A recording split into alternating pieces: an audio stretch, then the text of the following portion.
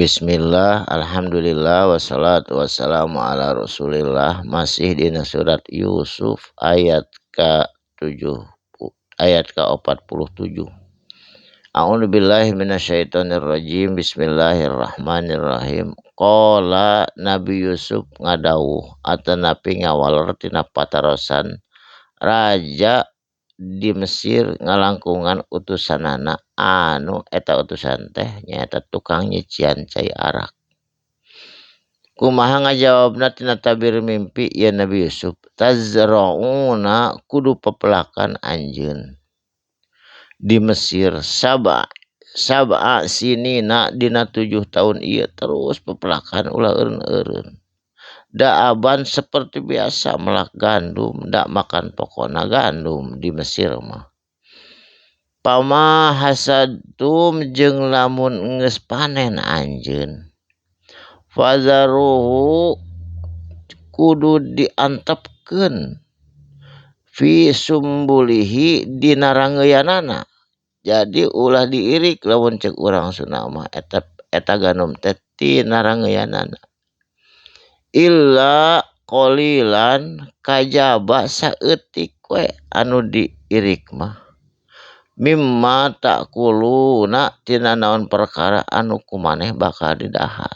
Jadi kudu disimpen dina rangeuyanana ngameh teu buruk, ngameh teu ruksak, ngameh teu kopong sabab bakal aya naon summa tuluy ya'ti bakal datang.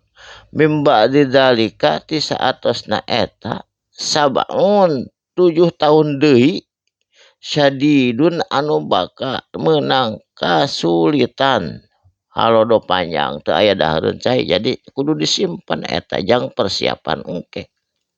Eta takwil mimpina.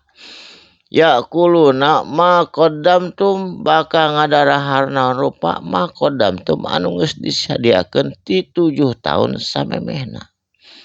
Jadi dibewarakeun ku Nabi Yusuf bakal aya halodo saatosna 7 tahun nu ieu. Jadi kudu pepelakan saseueur-seueurna jeung rangeuyanana ulah diala meh teu buruk.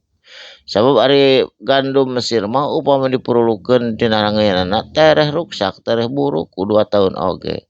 Upami jeung rangeuyeuna mah tiasa kuat kana 7 tahunan. Lahuna pikeun ieu manehnana ma qaddamtum naon perkara anu geus disadiakeun eta dahareunana lahuna pikeun manehnana illa qolilan kajaba saeutik wae mimma tuhsinuna tina naon anu kumanehna disimpen. Sumayati saatosna 7 tahun kesulitan mimba didzalika saatosna eta kajadian amun dina tahun ieu pihi mangka bakal datang dina eta tahun saatosna halodo panjang yugosun nasu hujan lebat pikeun jalma-jalma. Hujan lebat subur makmur loh jinawi wa fihi jeung dina tahun eta dina tahun atos hujan deui biasa deui ya siruna bakal meres susu, meres bubuahan, meres anggur, meres doma, meres sapi, meres onta jeung sajabana subur makmur loh jinawi deui ngan cobaanana bakal menang cobaan 7 tahun saur Nabi Yusuf. Jadi 7 tahun teh ayeuna pepelakan 7 tahun deui jang persiapan simpen tah engke tos 7 tahun bakal datang waktuna nu subur makmur loh jinawi. Kitu tabir mimpi anu tos diimpenkeun ku Raja Heksos ngalangkungan utusanana dijawab ku Kangjeng Nabi Yusuf dina lebeting penjara. Cag urang tunda heula dina dinten ieu simpen kanggo enjing sampeureun dina ayat anu salajengna. Barakallahu li wa lakum. Mugi aya manfaatna kalayan mugi sehat sadayana aya dina kawilujengan. Barakallahu li wa lakum.